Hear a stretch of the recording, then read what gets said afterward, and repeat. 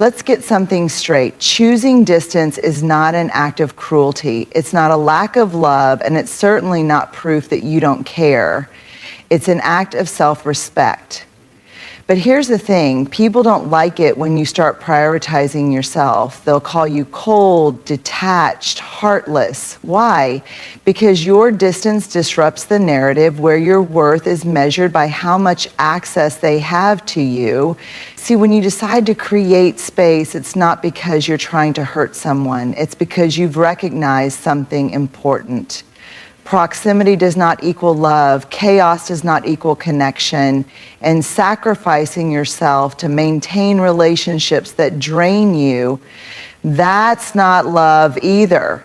But oh, the guilt trip is coming. The silent treatment, the passive-aggressive remarks, the you've changed accusations. Of course you've changed. You've decided that your peace is no longer up for negotiation. The reality is some people don't want you healed. They don't want you whole. They want you accessible, available, and apologetic. They are mad, not because you don't care, but because they can no longer use your time, your energy, your kindness for their own comfort. And that's the shift when you stop engaging in unhealthy cycles, when you stop justifying yourself, when you realize that not everyone deserves access to you, so let them be mad, let them misunderstand. You don't owe anyone an explanation for choosing yourself. The people who truly care, they won't resent your boundaries, they'll respect them. Let's talk about boundaries, not as walls to keep people out, but as doors that allow the right people in. Boundaries are not selfish, they are not cruel, they are an act of self-respect. A declaration that says, I value myself enough to protect my time, my energy, and my emotional well-being. But the moment you start setting boundaries, something interesting happens. Some people get uncomfortable. They push back. They question you. They make you feel like you're doing something wrong, like you're being unfair or distant.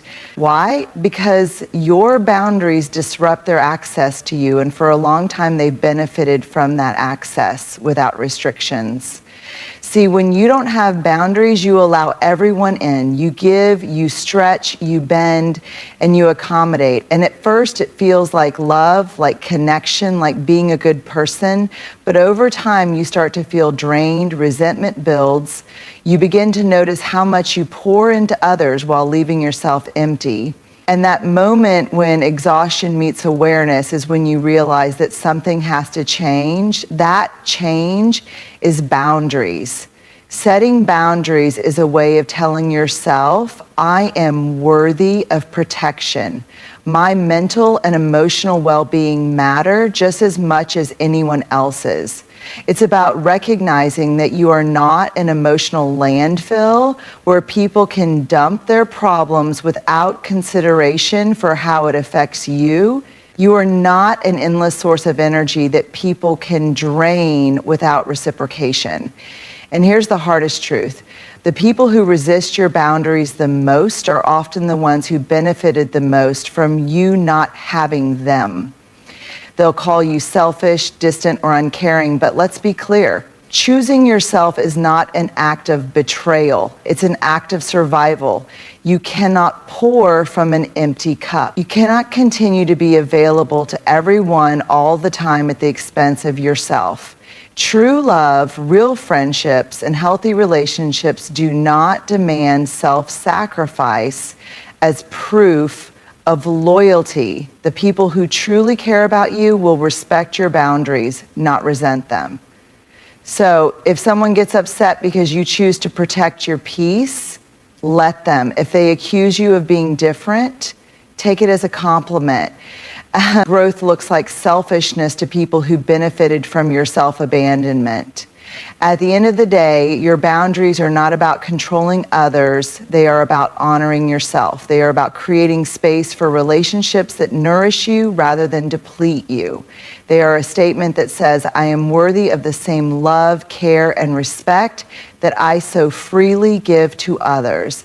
And that is not something to apologize for. Rejection is one of the hardest things for people to process. It doesn't matter if it's a romantic breakup, a friendship drifting apart, a family member setting boundaries, or even a professional setback. Rejection stings. It triggers something deep within us, something primal. Because as human beings, we are wired for connection. But here's the uncomfortable truth. Rejection is not always about the person being rejected. Sometimes it's about the person who is choosing distance. And that's what people struggle with the most. Not just the fact that you are stepping away, but the fact that you have a choice in the matter. See, when you create distance, when you say, I no longer want to engage in this dynamic, people don't just hear, I need space. They hear, I don't choose you, and that is hard for them to accept. Why? Because deep down we all want to be chosen, we want to be wanted, we want to feel like we matter to someone else. So when someone sets a boundary, even if it's healthy and necessary, it can feel personal, it can feel like rejection, and rejection often breeds resentment. That's why people lash out. That's why they get angry when you walk away. That's why they say things like, you don't care, you've changed, you think you're better than us, because it's easier for them to villainize you than it is to sit with the discomfort of being on the receiving end of distance. But here's where it gets complicated. People don't always recognize their own role in the situation. They don't reflect on the ways they may have contributed to your need for distance. They don't ask themselves, did I cross a boundary? Did I take too much without giving back? Did I make them feel drained, unappreciated, or disrespected? Instead, they go into defense mode because it's easier to be mad at you for leaving than it is to examine why you left. But here's what you need to understand. Their struggle with rejection is not your responsibility to fix. You are not obligated to shrink yourself or stay in unhealthy spaces just to make someone else feel comfortable. You are not responsible for how they process your decision to choose yourself. The people who truly value you will not make you feel guilty for setting boundaries. They will not manipulate you into staying in spaces that harm you. They will respect your need for distance, even if it hurts. And as for those who don't, their reaction is not a reflection of your worth. It's a reflection of their own fears, their own insecurities, their own difficulty in handling rejection. So if someone is angry because you chose distance, let them be angry. If they are hurt because you walked away, let them feel hurt. Their emotions are valid, but they are not your burden to carry. Let's talk about peace, not the kind that comes from a quiet room or a slow morning, but the kind that exists deep within you, the kind that allows you to breathe, to rest, to feel at home in your own mind, the kind that lets you wake up without the weight of other people's chaos sitting on your chest. That peace, that is yours, and it is not up for negotiation. But here's the problem. Too many people think your peace is something they get to bargain with. They think it's something they have a say in. They want you to compromise it for their comfort. They want you to stretch yourself thin so they can feel whole. And when you refuse to do that, when you start choosing your peace over their expectations, they get upset. They say things like, you don't care about me anymore. You're so different now. You're being selfish. But what they're really saying is, I don't like that you've stopped sacrificing yourself for me. See, when you're used to being the fixer, the giver, the one who carries the emotional weight in relationships, people get comfortable with that version of you. They expect you to always be available, always understanding, always willing to put yourself last. And the moment you stop, the moment you say, I can't do this anymore, they don't just see it as a change, they see it as a betrayal. Because your peace disrupts their patterns. Your boundaries force them to take responsibility for their own emotions. And not everyone is ready for that level of accountability. But here's what you need to understand. Peace is not something you should have to fight for in your own life. It is not a privilege that others can decide to grant you. It is a right. It is the foundation of your well-being, and if someone is constantly disrupting it, draining it, or demanding that you trade it for their comfort, that is a red flag. You don't owe anyone unlimited access to you. You don't have to explain why you no longer tolerate dysfunction, drama, or disrespect. You don't have to prove that your peace is worth protecting, because here's the truth. Your peace is not selfish. Your peace is not up for discussion. Your peace is not a group decision. It is yours. And you are allowed to protect it, even if it means disappointing people, even if it means walking away, even if it means being misunderstood. The people who truly love and respect you will never ask you to sacrifice your peace to keep them comfortable. They will understand that your well-being matters just as much as theirs. And as for the ones who don't, let them be upset, let them talk, let them misunderstand you. Guilt is one of the most powerful emotions a person can experience. It has the ability to make you question yourself, to make you doubt your choices, and most dangerously, to make you betray yourself just to ease someone else's discomfort. And that's exactly why some people use guilt as a tool of control. When you start setting boundaries, when you start prioritizing your well-being, when you finally say enough is enough, some people won't try to respect your decision. They'll try to make you feel guilty for it, because if they can make you feel guilty, they can make you bend, they can make you compromise, they can make you come back to the version of yourself that was more convenient for them. It sounds like, after everything I've done for you, this is how you treat me? Wow, you've really changed. You used to care. So you're just going to walk away like I never mattered. I guess I'm just not important to you anymore. Do you see what's happening here? They aren't actually addressing your reasons for choosing distance or setting boundaries. They aren't taking accountability. They aren't asking how they can be better. Instead, they're shifting the focus onto you, making you feel like the bad guy, making you question whether you're being too harsh, making you wonder if you're the problem. But let's get one thing straight. Setting boundaries is not a betrayal. Protecting your peace is not cruelty. Walking away from dysfunction is not selfish. Yet guilt is powerful. And for a long time, you might have been conditioned to respond to it, to believe that love means endless sacrifice, that caring for people means always saying yes, that being a good person means never disappointing anyone. But ask yourself this: who benefits from you believing that? Because it's certainly not you. People who truly love and respect you will not try to guilt you into staying in situations that hurt you. They will not manipulate your emotions to keep control over you. They will not make you feel like you owe them your time, your energy, your peace just because of history or obligation. The people who use guilt as a weapon do it because they know it works.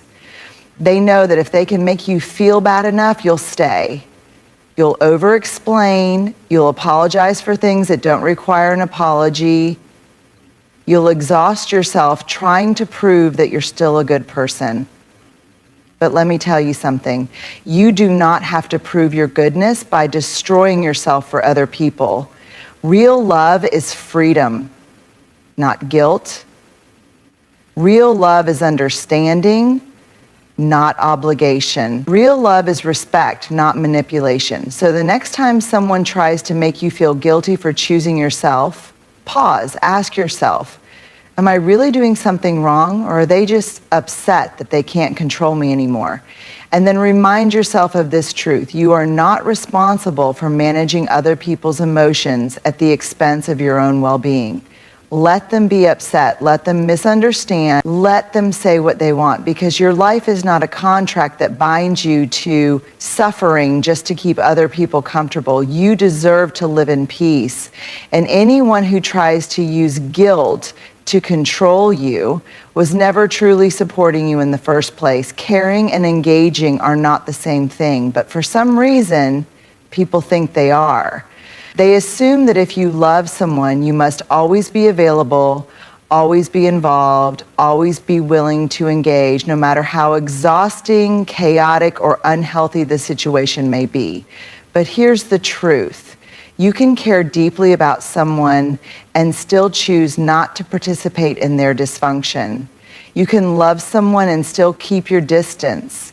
You can have empathy for someone's struggles without making them your own. Not everyone understands this, though. When you decide to disengage, when you stop entertaining the same conversations, the same arguments, the same patterns, people take it personally. They think your choice to step back means you don't care. But that couldn't be further from the truth. Caring is an emotion. It's how you feel about someone. It's the concern, the love, the compassion that still exists in your heart. But engagement is a choice. It's where you place your energy, where you invest your time, where you allow your focus to go. And here's the thing, your energy is precious. Your peace is precious. Your mental and emotional well-being are precious. And you don't owe your energy to every situation, even if you care about the people involved. You can still wish someone the best without being the one to fix them. You can still hope someone heals without holding yourself responsible for their healing. You can still love someone from a distance if closeness means sacrificing your peace. But people will try to guilt you into engaging. They will say, if you really cared, you wouldn't ignore me. So you're just going to leave me like everyone else? I thought you were different. Wow, I guess I don't matter to you anymore. What they really mean is, I don't like that you are no longer making me your responsibility. And here's what you need to understand. You are not responsible for fixing people who refuse to fix themselves. You are not responsible for sacrificing your peace just to prove that you care. Because caring is not about how much pain you're willing to endure for someone. Caring is not about how much of yourself you're willing to lose for someone. Caring is about love, and love does not require self-destruction. You can love someone and still say no. You can care about someone and still walk away. You can have empathy and still protect yourself. The moment you realize this, everything changes. You stop over-explaining. You stop feeling guilty for stepping back. You stop allowing people to drain you under the false idea that if you really cared, you would stay. The truth is, sometimes the most loving thing you can do for them and for yourself is to disengage, to remove yourself from the situation, to stop participating in cycles that never change. And that is not cold, that is not selfish, that is self-respect. So the next time someone tells you, if you really cared, you would engage, remind yourself of this: I do care. I just care about myself too. For so long, you may have believed that being a kind, loving, and generous person meant keeping your heart open to everyone, no matter how they treated you. You may have thought that love meant endless availability, that friendship meant constant sacrifice, and that family meant tolerating toxic behavior simply because of shared blood. But let's be honest, how has that worked out for you? How many times have you given people unlimited access to you only for them to take advantage of your kindness? How many times have you made excuses for people's behavior, telling yourself that they didn't mean it or they'll change, while their actions continue to drain you? The truth is, access to you is a privilege, not an entitlement. And just because someone wants access to you does not mean they should have it. Let's break this down. Not everyone who wants you deserves you. Some people want access to you because they benefit from you. Maybe they love your emotional support, your kindness, your generosity, but they don't reciprocate. Maybe they love the way you listen, the way you give, the way you show up, but they never do the same in return. These people don't actually value you. They value what you do for them. And when you start setting boundaries, when you start limiting their access, they react, they get angry, they say you're being distant, selfish, or cruel. But Understand this. Their reaction to your boundary does not mean your boundary is wrong. It just means they benefited from you not having one. Not everyone can handle your growth. Another reason some people don't deserve access is that they cannot handle who you are becoming. Growth makes people uncomfortable, especially those who are stuck in the same cycles.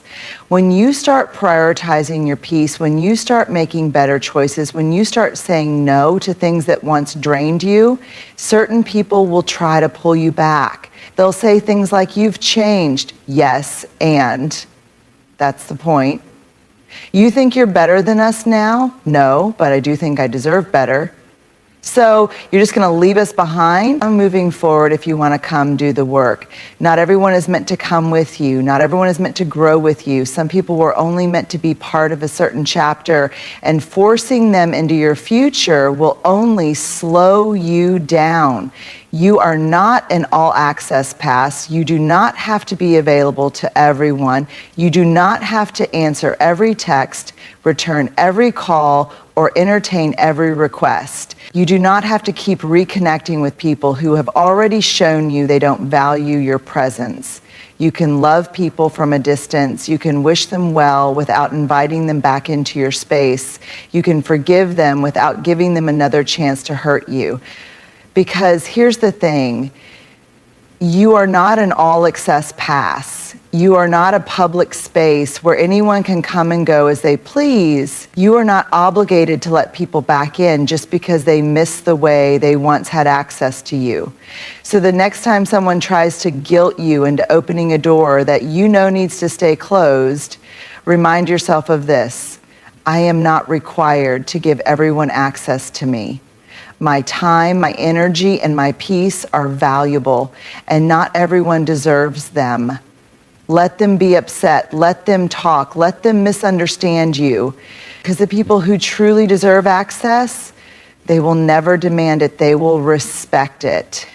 You are allowed to walk away from people who drain you. You are allowed to set boundaries without guilt. You are allowed to put your peace above someone else's expectations. And no, not everyone will understand. Not everyone will be happy with your choices. Some will call you selfish. Some will try to guilt you into engaging. Some will accuse you of not caring simply because you no longer tolerate what you once did. But their feelings do not define your reality. Because here's what you know now. Boundaries are an act of self-respect. You are not responsible for managing other people's emotions at the expense of your own well-being. People struggle with rejection. They will blame you rather than reflect on why you needed distance in the first place.